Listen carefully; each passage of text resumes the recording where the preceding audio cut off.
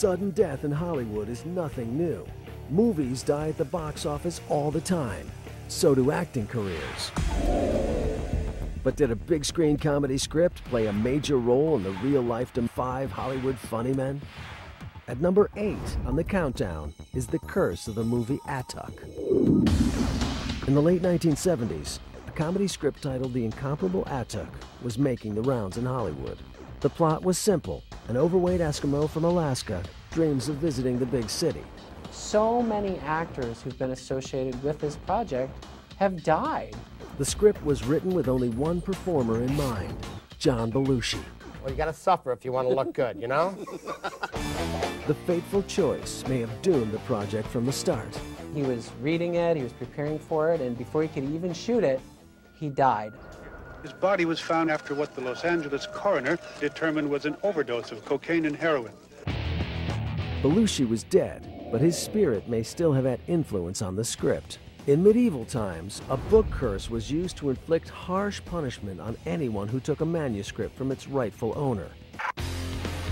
A few years after Belushi's death, the screenplay was dusted off and handed to another actor. It's comedy. This time, comedy heavyweight Sam Kinison was cast in the title role. Usually you get famous because you're funny, and then you destroy yourself. Now, Sam did it the other way. On the first day of production in 1987, Kinison panicked and locked himself in his hotel room. And he said, I'm not doing it the way it's written. After half a day of work, the picture was scrapped.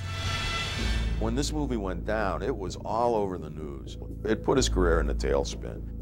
2 years later, Sam Kinison died in a fiery car crash. Kinison would not be the last victim. The supposed curse struck again in 1994. I still wanted to make the movie. And they said, well, if you can get John Candy, we'll do it. In other news, comic actor John Candy has died of a heart attack. It was reading the script for the movie at the time that he died. That's kind of weird. A couple of years later, I suggested we make it with Chris Farley. Hi, I'm an idiot. No, I'm not going to go so far as to say that I killed Chris Farley. Chris Farley's body was found this afternoon in an apartment here in the John Hancock building. Chicago police, who confirmed the death, have nothing to say about how long he'd been there or what might have been the cause of death. What if this curse really is real?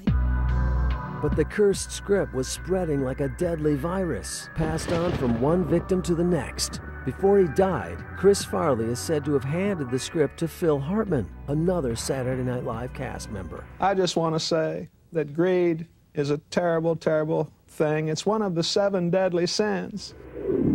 1 year later, Hartman was dead, shot by his wife in a tragic murder-suicide.